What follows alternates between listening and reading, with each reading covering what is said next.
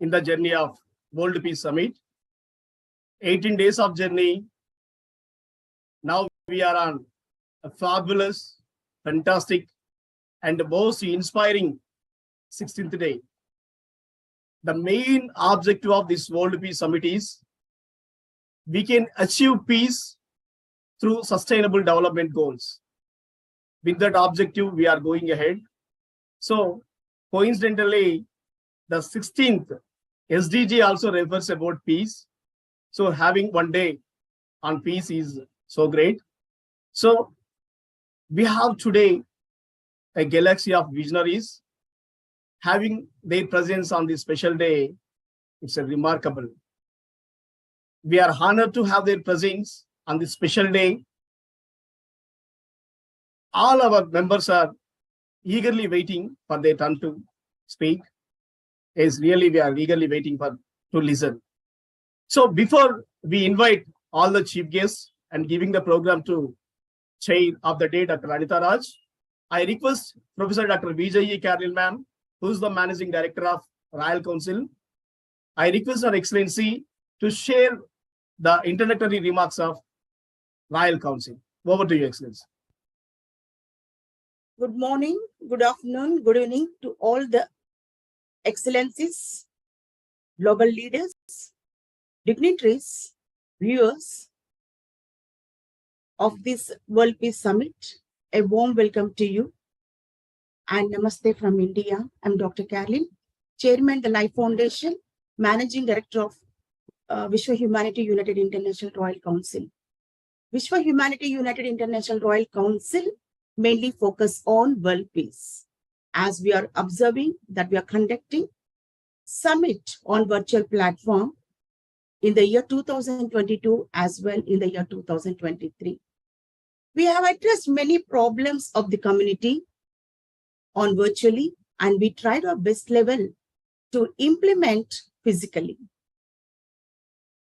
We want to attain peace in the minds of the people, and we tried our best level to gain the hearts of the society, especially underprivileged, and we supported them in all aspects, financially, morally. We supported the underprivileged. The works of the Vishwa Humanity United International Royal Council is observed by the Government of India, visited the office of Vishwa Humanity, which is located in Hyderabad, and they were much satisfied.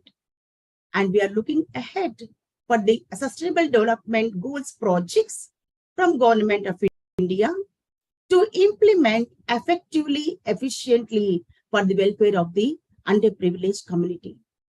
And also, we are looking ahead, and great talks are going on with the international organizations to have good collaborations for the development of underprivileged by providing good infrastructure as well to eradicate poverty at our level.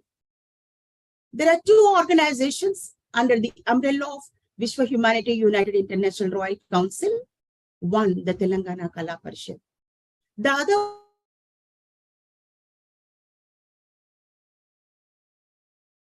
excuse, there might be a problem. So even though it is 16th day, but still we are feeling it as fresh, because every day our guests, they are invigorating our energy, and we are feeling.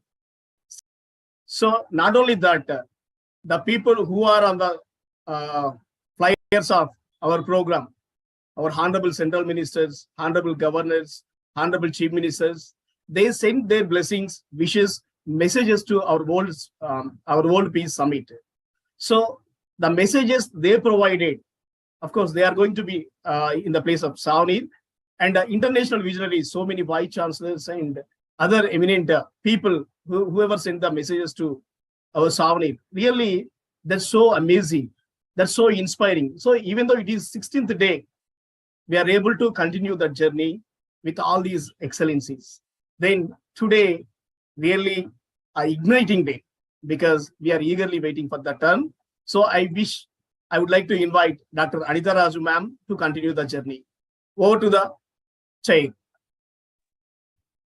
Thank you. Thank you, Dr. Rajarao.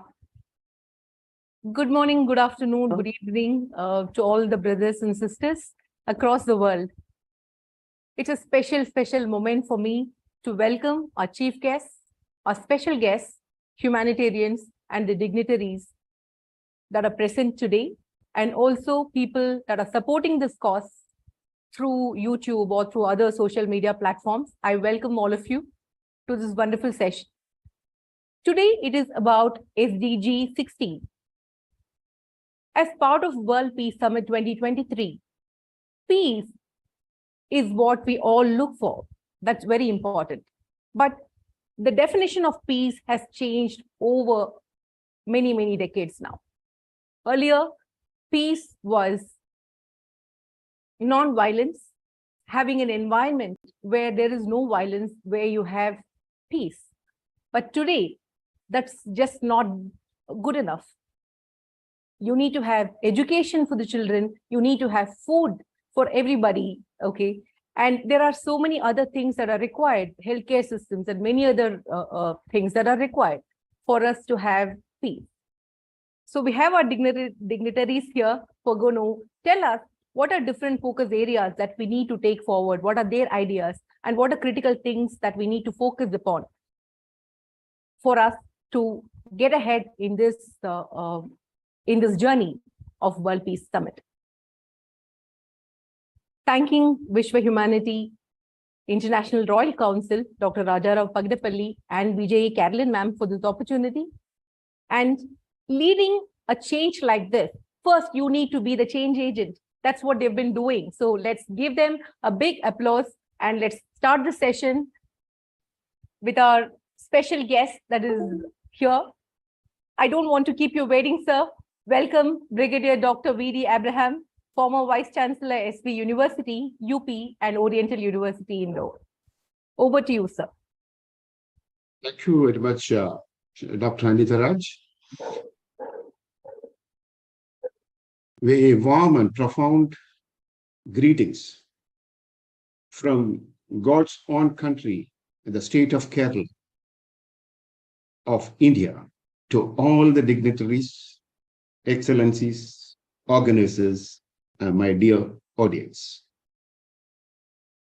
Today, as we are told that the Sustainable Development Goal, which has signed by 193 countries, has 17 goals, and today's topic is deliberating. And the 16th one, peace, justice, and strong institutions. Actually, these goals, total goals, have been grouped into 3 levels, which you might all come to know over the last 15 days. First is the environmental with the 4 goals. Second is the society with 8 goals. Third is the economical state with the rest of the goals. It aims to achieve this 100% of goals by 2030. If you look at the Social Progress Index, that is SPI, Netherlands is the forerunner, and South African Republic is in the other end. If you talk of India, as on today, it has achieved only 71.1%, happen to be trailing behind our neighboring country, Bangladesh. I take a minute on the recent conflict of Ukraine. It has displaced the country and placed the country on 6th position of maximum internally displaced people, IDP state. Let me concentrate today only on today's topic, which aims to promote peaceful and inclusive societies for sustainable development, provide access to justice for all, and build effective, accountable, and inclusive institutions at all levels. my aim of today to the all-worthy audience is to transform you all into a global citizens. We all can make some differences wherever and whatever we are. Let me give a quote of George Massey. All men by nature equally free and independent, and have certain inherent rights, of which, when they enter the state of society, accountable and when they enter the society, they should be able to have, and they cannot be deprived or divested their posterity, namely the enjoyment for life and liberty, with the means of acquiring and possessing property and pursuing and obtaining happiness and safety. This is totally inclusive with what is the ideal state. It's clear from these thoughts that the people everywhere should be free from all forms of violence and feel safe as they go about in their living, whatever their ethnicity, faith, or sexual orientation. I was a resource person for a group of youth called Youth Ambassador for Peace in Asia, in short, YAPA, YAPA, in Thailand for 4 days. All the people, all the youths from all over the Asian countries, including one girl from Pakistan, participated. I have compiled my 4 days lecture into a book, Pilgrimage to Peace, which has been published, and the publisher has put this book as a non-detailed study of one Gujarat University management students. If you talk of the ideal situation of SDG 16, irrespective of the size, strength and weakness, culture, corrupt or just people, poverty or richness of the society, it can be achieved with the combined efforts of good governance, policymakers, educators, law enforcement agencies. They have to focus only on few targets. Before that, if at all you see that, all the situation prevailing in present today situation is shown by Terry George, director of the famous Hotel Rwanda film. The world is yearning for people who can courageously campaign for peace. There be any development in the institutions without love, peace, and justice. In this film, Hotel Rwanda, director features both tribal and religious conflicts, as observed not only in Rwanda, but also in the world all over. So it is mandatory, if you can have a look of it, you will be able to see that ideal situations. I was mentioning the fact that few targets which everybody, every institutions, and every sub-agencies should be able to concentrate are like reduce violence of all types, protect people, especially soft targets like weak, poor, women, and children, strengthen the rule, law, and justice with equality, curb organized crime, illicit flow of finance, drugs, arms, and other biodiversity, avoid corruption and bribery, avoid mafia culture, antiquity trafficking and human trafficking should be curbed. Strengthen institutions with the transparent functioning, accountable conduct, and even justice. Appropriate decision-making encompassing growth and welfare of all inclusive. Strengthen participation of the governance to yield high morale of people, independent and strong legal structures, and finally, right to information. It's so easy to achieve the Sustainable Development Goal 16. No, it sounds very easy and simple, but the cancerous elements of corruption, dictatorship, centralization of power, and injustice bring disgruntlement to the people. It evolves strike or violence. Finally, it can erupt into a civil war or conflict. So these elements and actors should be identified. The issue of conflict has become daily news as on today, whether it is shooting, coups, and other destructions, added with including the cyber attacks, are common as on today's news. Racial, color, religious, tribal, political, favoritism, and economic differences, which are the fuel behind the conflicts, are the means and modes of operation also.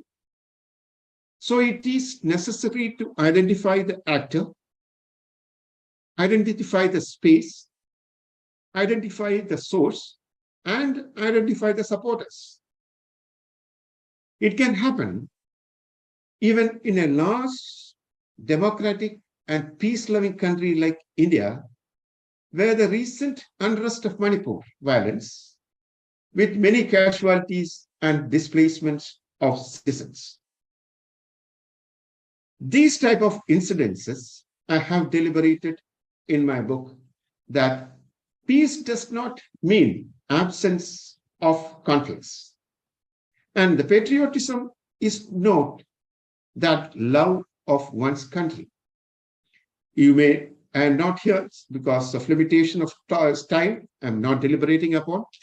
Let me finally come back how an institutions can achieve this Sustainable Development Goal 16 with some proven methods. First, link teams of volunteers and people in society to educate on symptoms of conflict eruptions. Minority, poor, uneducated women and girls are being soft target. Effort to educate and train these soft target through social justice and social science. Next, collect data from all types of exploitations and issued through the citizen generating task team, like what I mentioned, YAPA, Youth Ambassador for Peace in Asia teams. These teams can also do many tasks to provide recommendations on types of initiative, because new generations think differently. So the types of initiative suited for various purposes they can come out with. They can provide guidance on ways of navigating and engaging in various activities to promote peace and justice. They can also offer a platform for people to share their experiences, views, and challenges concerning peace and justice in the society. They are good at analyzing the data, set methods, tools, and resources to assist the institutions to establish a holistic roadmap.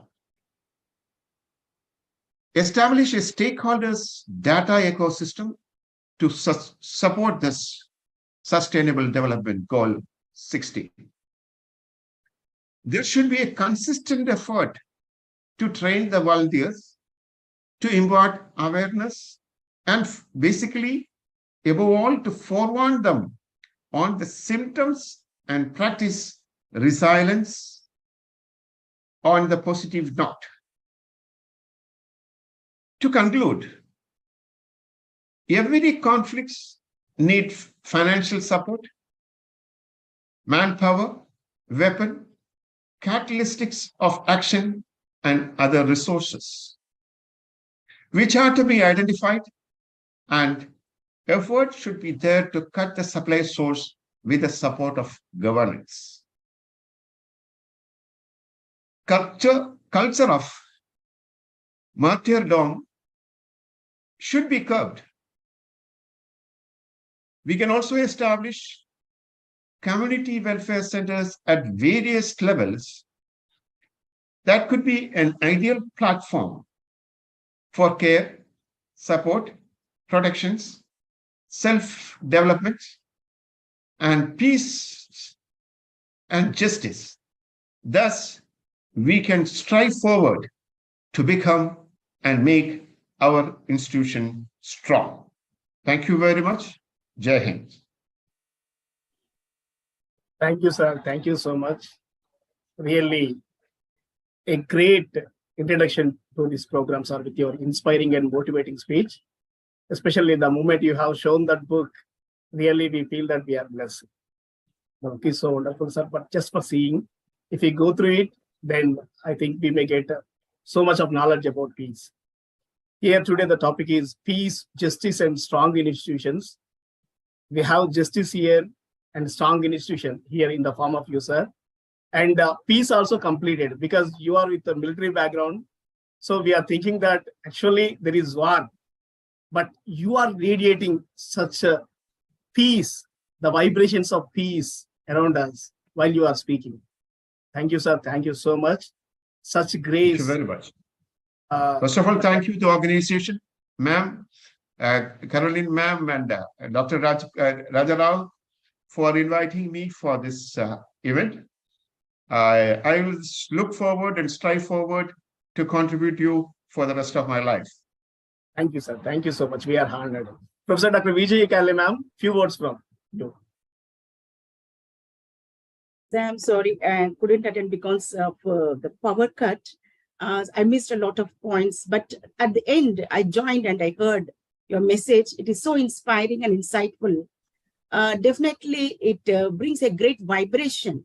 Wherever you are surrounded with great vibration, and the platform will be more jubilant. What I observed. What you said is right. Peace starts within us, and we have to spread peace among our community and the surroundings. The way we live, the way we lead the life, that has to spread peace. A lot of jealousy, egoism, dominance, these are prevailing on the earth and creating lot of havoc in the minds of the people. And this is dominating the life of the people, and they're ruining their neighbors. So peace, justice, as we know that there are certain community who do not know what is meant by justice. They will be oppressed. So what you said is right, sir.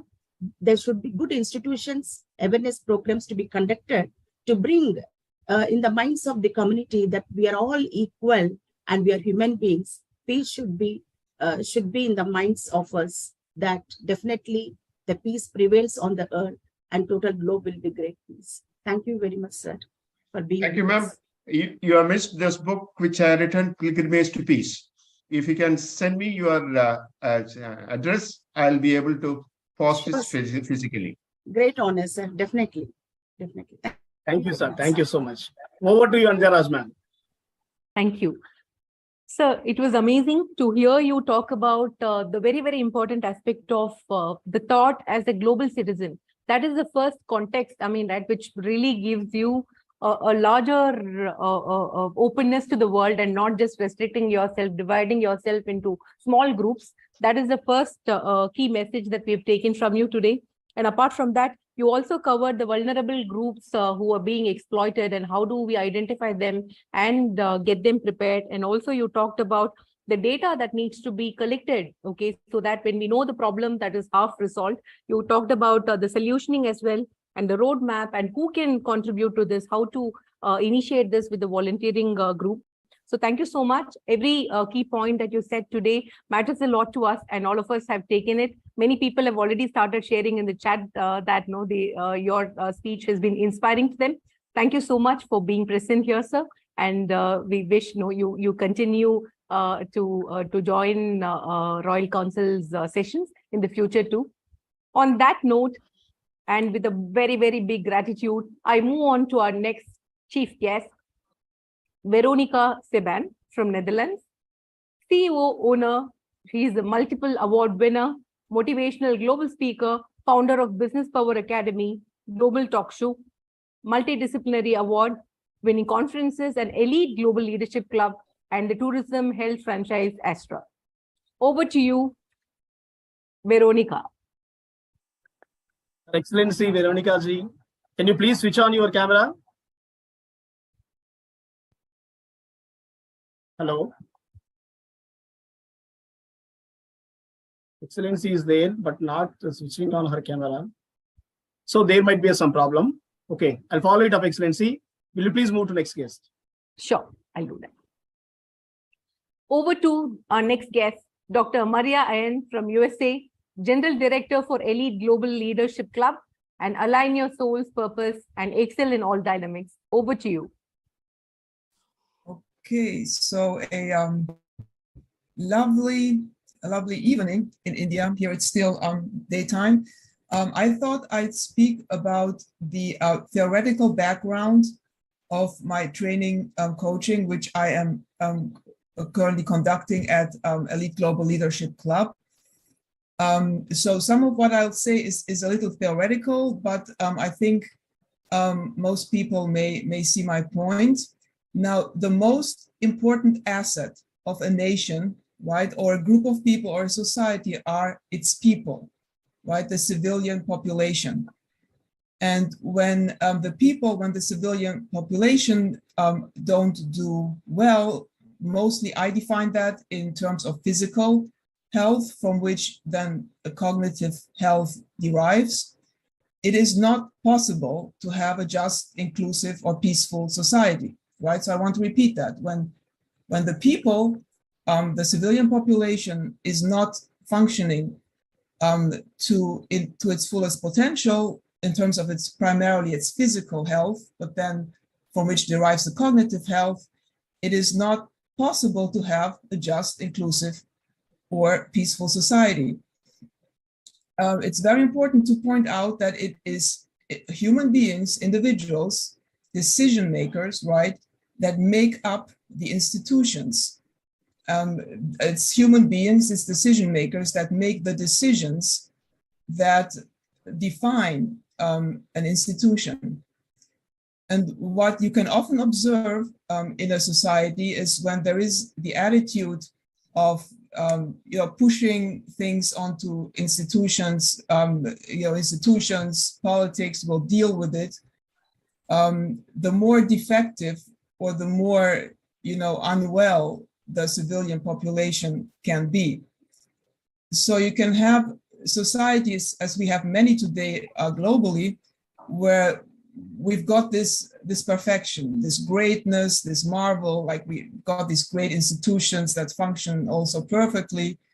But because the assets of the society, which is its people, the civilian population, is not functioning too well, the society does not really work. And you need just one small thing. I'm going to give COVID as an example. People are going to say COVID was not a small thing. It was a huge tragedy, right? However, all that COVID really is, it's only a virus, and a virus is, to a significant extent made up of that matter.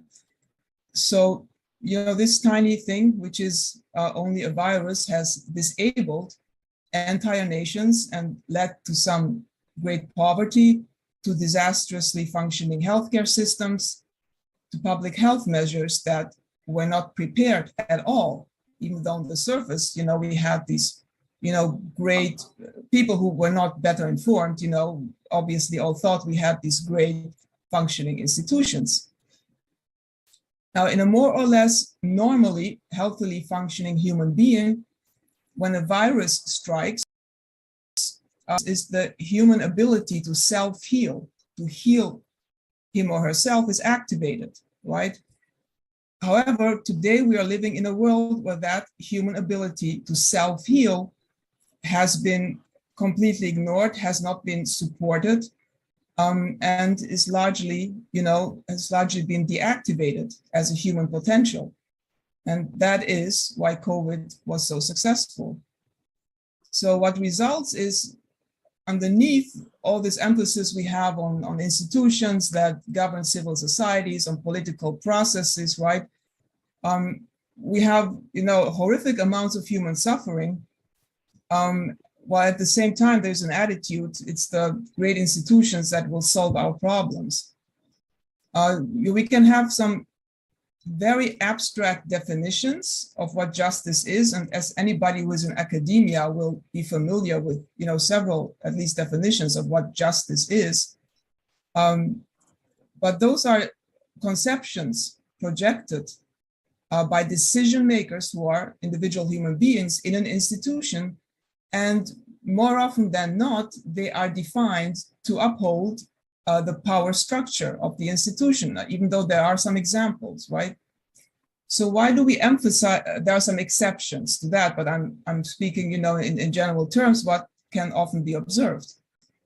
So why do we emphasize accountability and personal development? Because we want to develop human assets.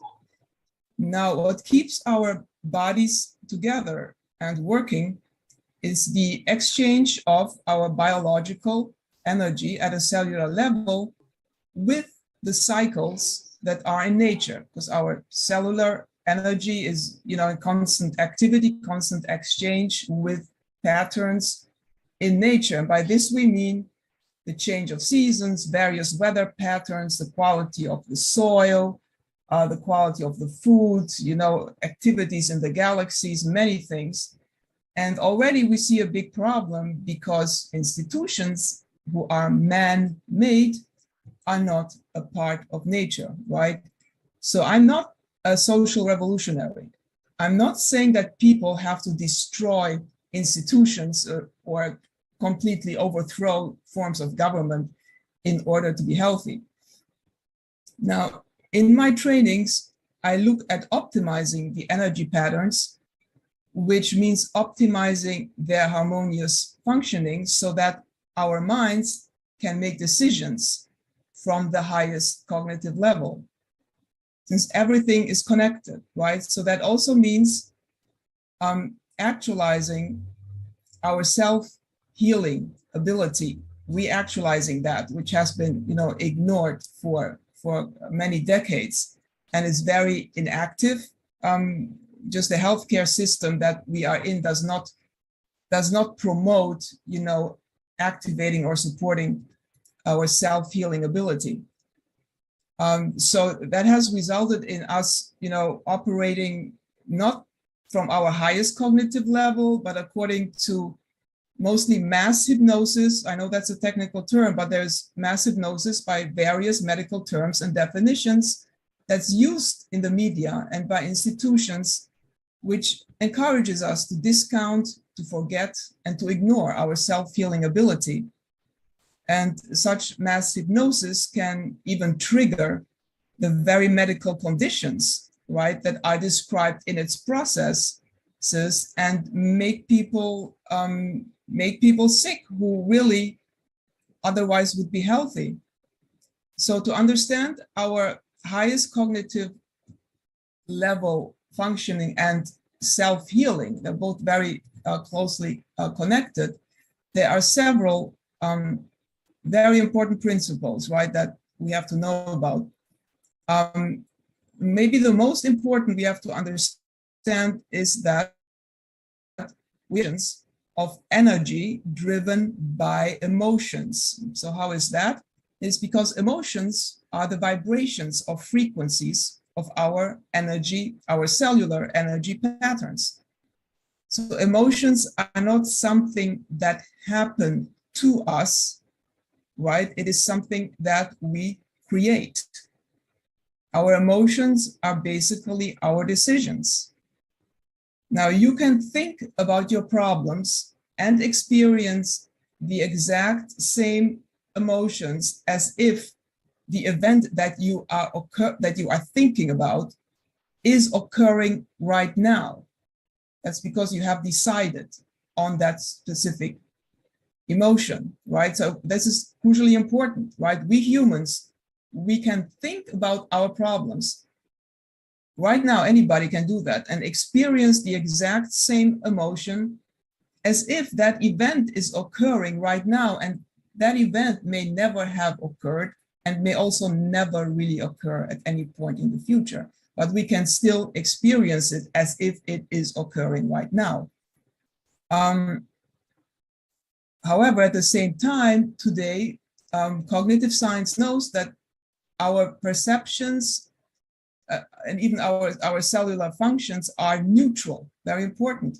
And until we make it into something, each moment is a blank sheet awaiting our command. So we can command ourselves to some very unproductive behavior. So that's why we need to have the right training, because when I say command, I don't mean some totalitarian, tyrannical, absolutist, domineering statement where we have to order ourselves to do a certain thing. That's not what's meant by it, right?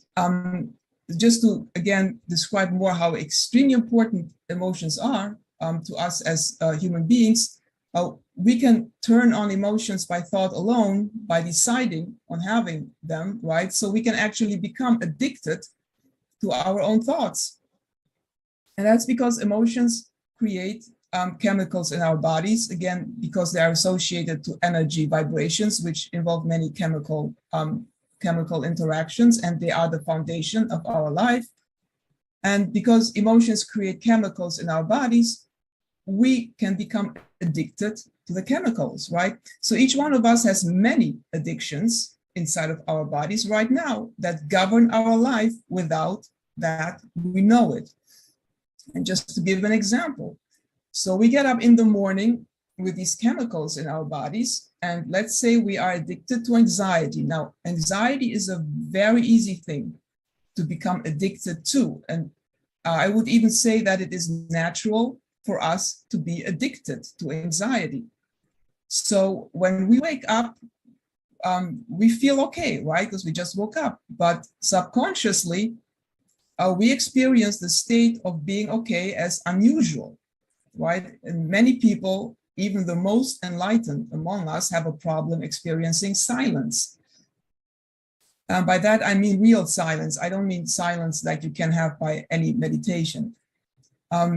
So we are uncomfortable with this. We are addicted to anxiety, uncomfortable to the moment of silence. And we start looking for the next best thing that will then satisfy that need we have, that addiction to feed our anxiety.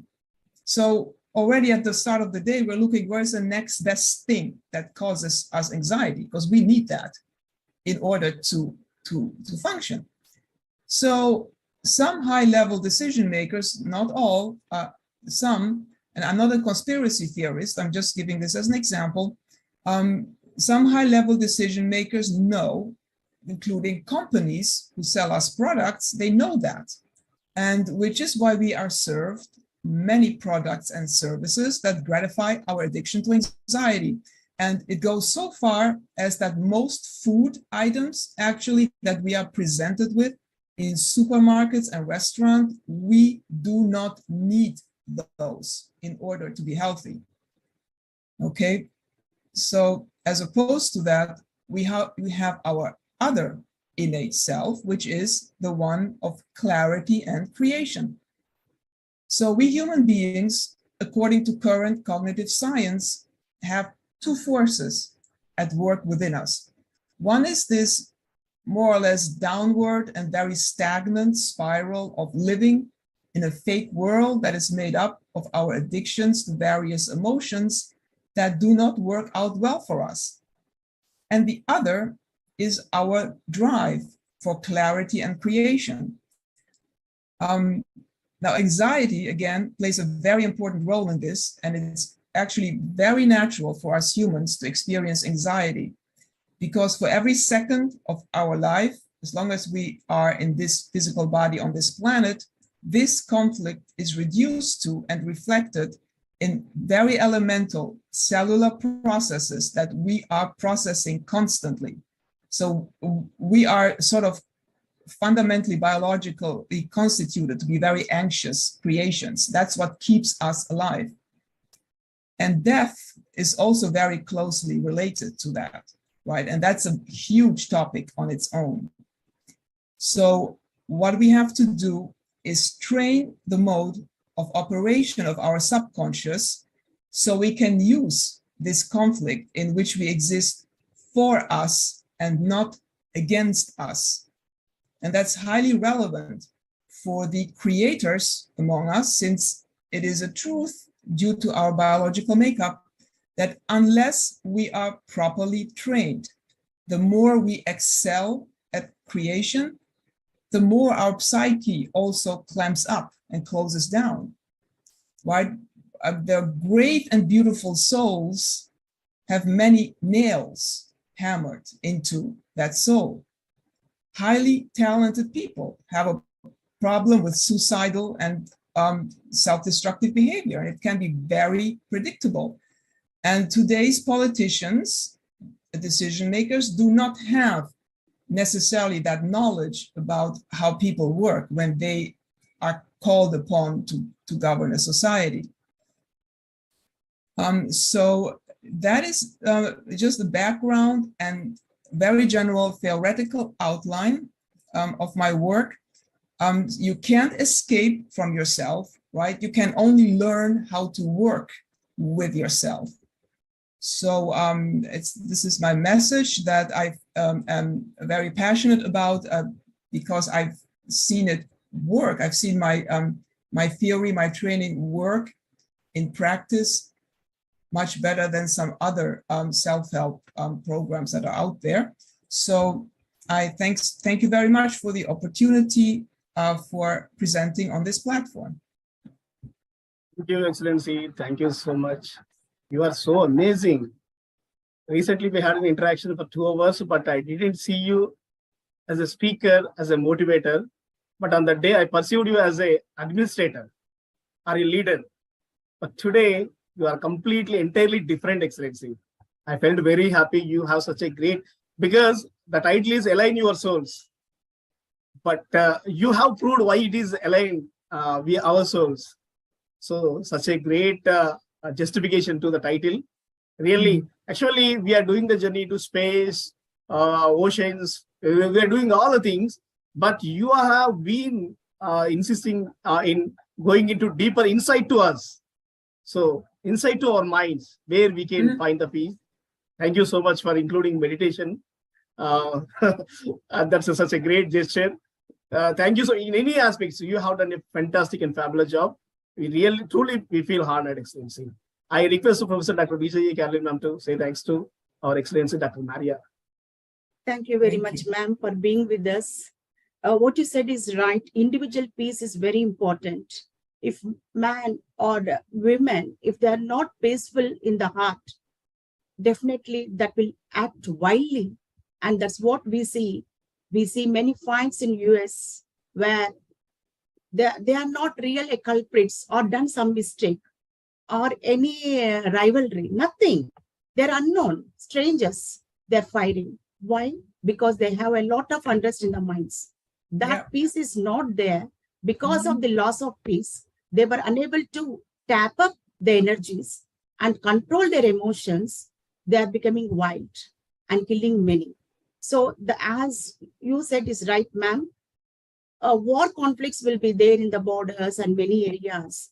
But the peace, if person is losing, individual person is losing, that will create a lot of havoc, darkness, chaos in the society. Definitely, the man will be in a devastating state, and human beings will be in a worse situation where unable to control their family members and attain peace. as you said, is right meditation, knowing about their energy levels, subconscious mind, the role of conscious minds are very important. As you said, we have good hormones, dopamines, and serotonin, endorphin. So if they know these hormones, how they play, so if they only, these hormones will be developed in the mind, in the body, in our body, the only through meditation and proper breathing exercises. When they know themselves who they are, definitely they understand the pathetic situation or the bad thoughts which are going in their mind.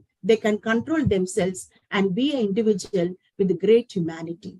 So that's what we need to understand. Such awareness programs are very much required, ma'am. Even in India, we notice just if they fail in one subject or get less marks, we find that children are committing suicide and they're leaving their parents in devastating state because they're unable to understand the importance of life, and they are falling prey to depression and taking up the action within fraction of seconds. So this enlightening the mind and the soul is very important. Such awareness programs are important where we can help people to lead a peaceful life, and definitely our globe will be with great peace. Thank you very much, ma'am, for the inspiring message.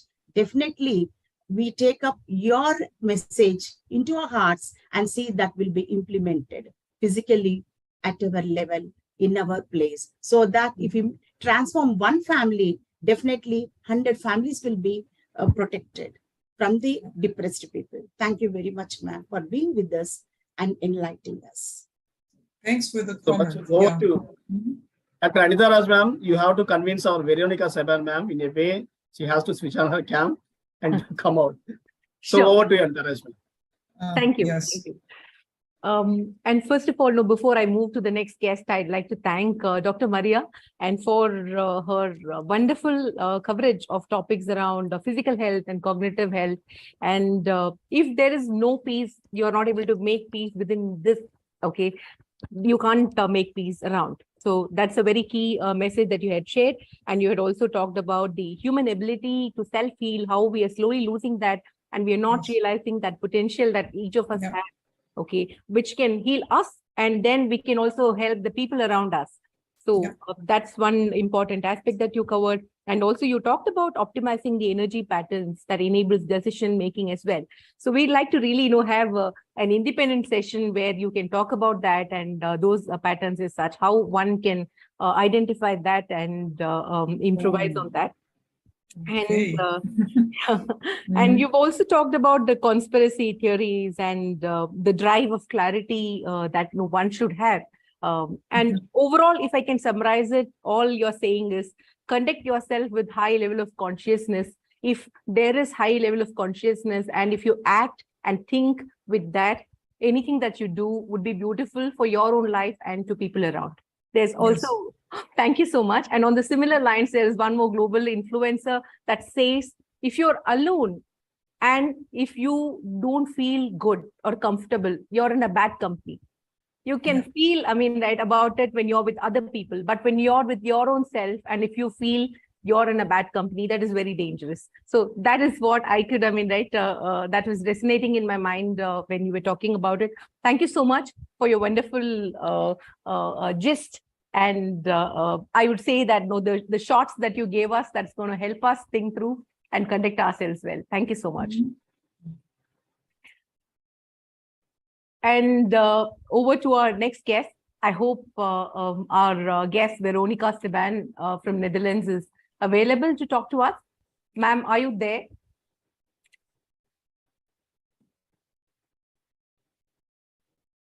I sent her a text message. She's not responding. Okay, Excellency, please invite the next guest. There might be some problem. She will join. Sure. Can you hear me? I'm audible. Oh, yes. Yes, you are. You are. Yes. I am so sorry. So for the delay, my camera is turning off. I don't know what's the reason. Excellency, you just please take time and you can join a bit later. Meanwhile, we'll continue. No problem, Excellency. You take your time. Okay. Okay. Thank you so Antaraju, much. ma'am, please invite the next guest. Ma'am will join a bit later.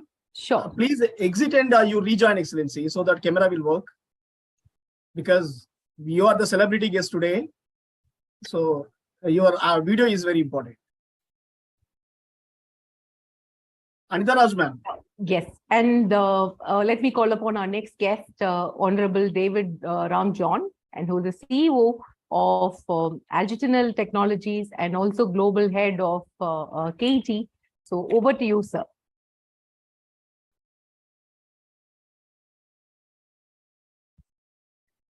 Sir David Ramjan, sir.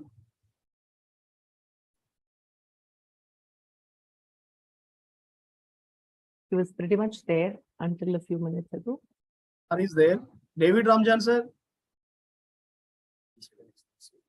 Okay, please invite the next guest, Das, Dr. Das. Yeah.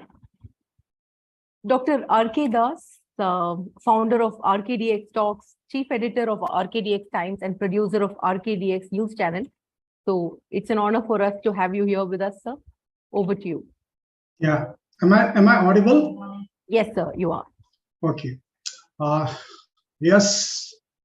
Very good evening, and I really appreciate Mr. Rao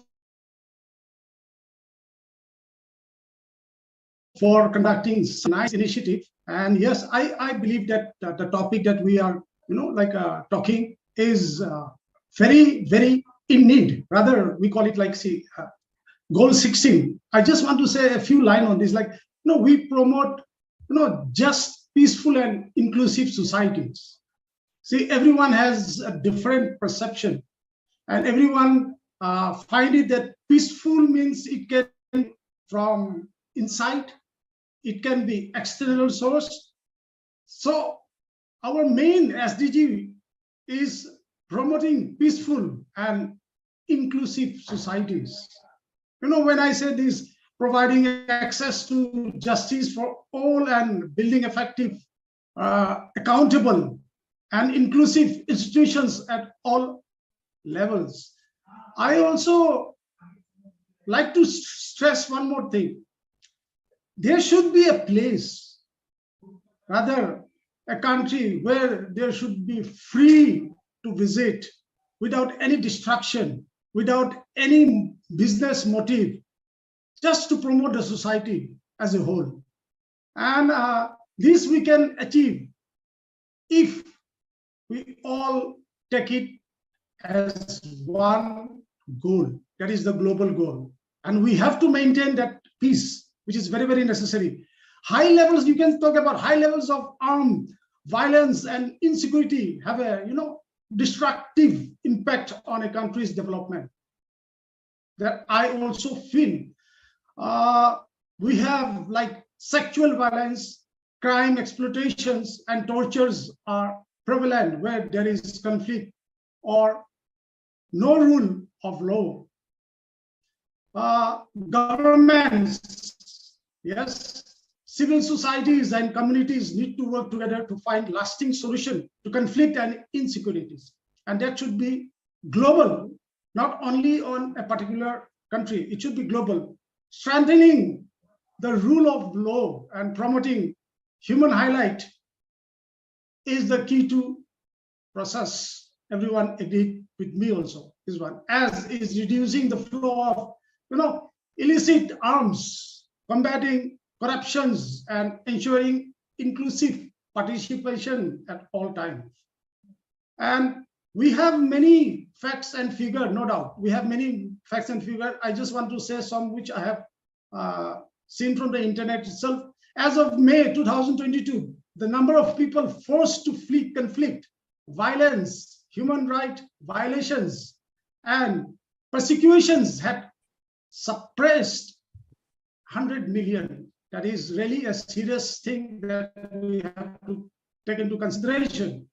In 2021 alone, 320 fatal attacks against human rights defender, journalists, and trade unionists are recorded in 35.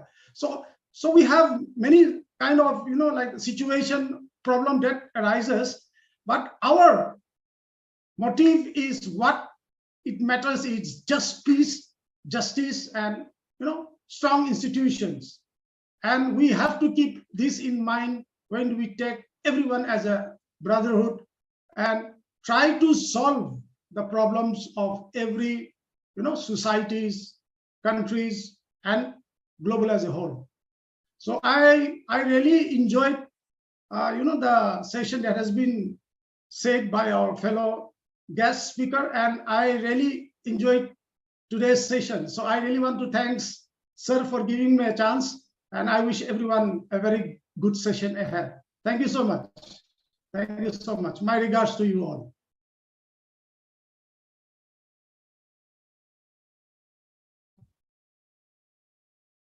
Yes, Please continue.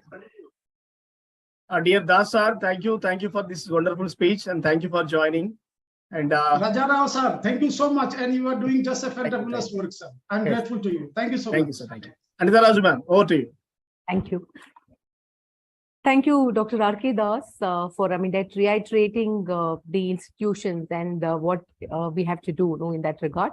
And on that note, let me move on to the next guest, Honorable David Ramjohn, sir. He is the CEO of Algiternal Technologies and also Global Head of Sustainability at KET.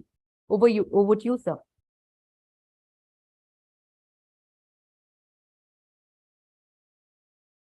Hello, good morning. It's morning where I am. I know it's nighttime in India, and happy to join you all. Thank you for being invited. Thank you to the organizers, the sponsors, and everyone who's participated over the last 16 days and will over the next 2 days. I'm David Ramjohn. I've got a presentation that I'd like to share with you on the topic. So let's get into that. If my technology works. Yes, you can share it. Now you are co-host.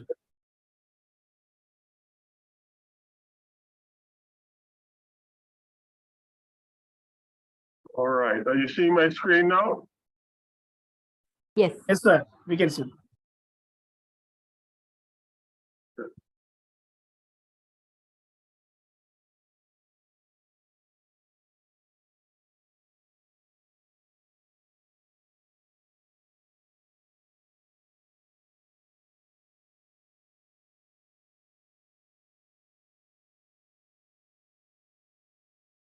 Minimize my own. There we go.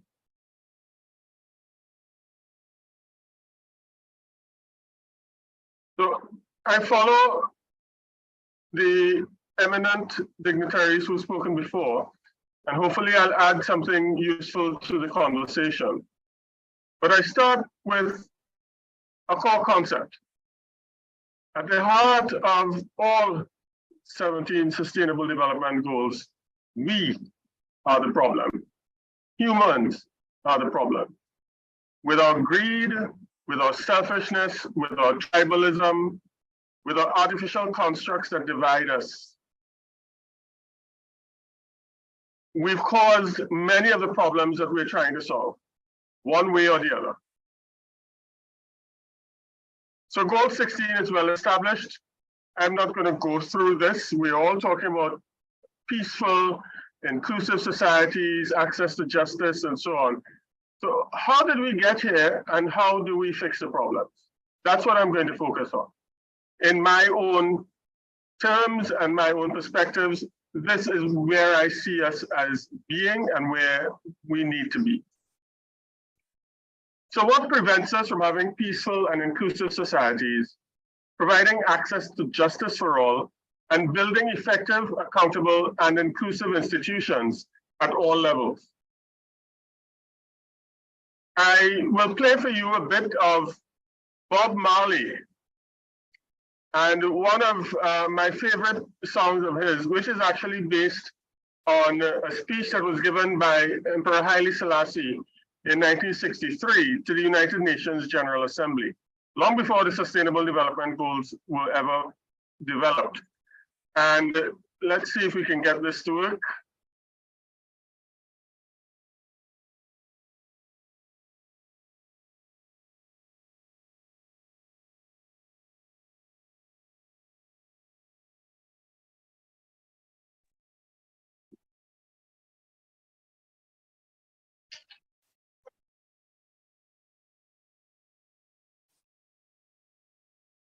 So in case you're playing a song, we're not able to hear the audio.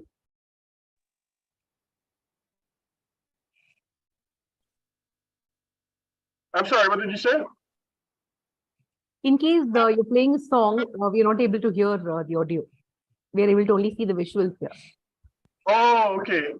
I'm sure there's a way to do that.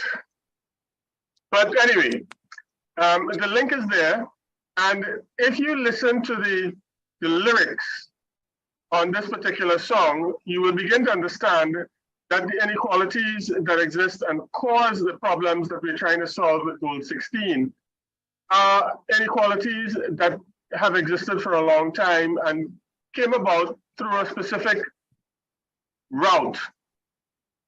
So our Goal 16 targets are laid out. You can find these anywhere on the web and at the UN website. But there are 12 specific targets. And they're all laid out. But it's interesting that in the recent report by the UN on the SDGs, the progress chart in 2022 only reports on 3 targets. So we have 12 targets, but only 3 with progress reporting. So we're missing quite a few on a global scale. And if you look at what's happening, only 3 of them are in the green. And the rest are in amber or red, so not doing very well. So 17 goals were adopted by all UN member states in 2015. There was a 15-year plan to achieve the goals, and yet we are nowhere near. And this is coming from a press release where the UN Secretary General himself said, halfway to the deadline for the 2030 agenda, we are leaving more than half the world behind. We have stalled or gone into reverse on more than 30% of the SDGs. Unless we act now, the 2030 agenda will become an epitaph for a world that might have been. The report shows that extreme poverty, the number of people living in extreme poverty is higher than it was 4 years ago. Hunger has increased and is now back at 2005 levels. And gender equality is some 300 years away. I don't know how they quantify that, but it's interesting to see that number. But it is important to note that inequalities are at a record high and growing. While just 26 people have the same wealth as half of the world's population. And I emphasize that part of the report. 26 people, 26 individuals on planet Earth have the same wealth as half of the world's population. I'm sure we can all think of a few of those 26 off the top of our heads. According to Oxfam International, today's economic models have failed the world. Flawed and sexist, they have concentrated power in the hands of a few at the expense of the world's poorest and most marginalized. They have exacerbated a climate crisis that is destroying millions of lives and livelihoods. They have sustained multiple and interlinked forms of inequality that are the root cause of poverty and injustice. So inequality, unequal distribution of resources, wealth, it's what's gotten us here. The inequalities that drive poverty and injustice are complex and multidimensional. They are created and sustained by unjust, deeply entrenched, and interacting systems such as patriarchy, sexism, caste, and racism that can affect anyone, anywhere. So let us ask ourselves a question: who is in control? Who controls the institutions responsible for peace and justice, whether they be at regional, national, or global scales?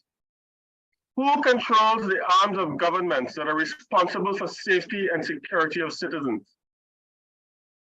Who can influence the development of public policy, regulations, tariff and non-tariff barriers to trade to protect their interests and their control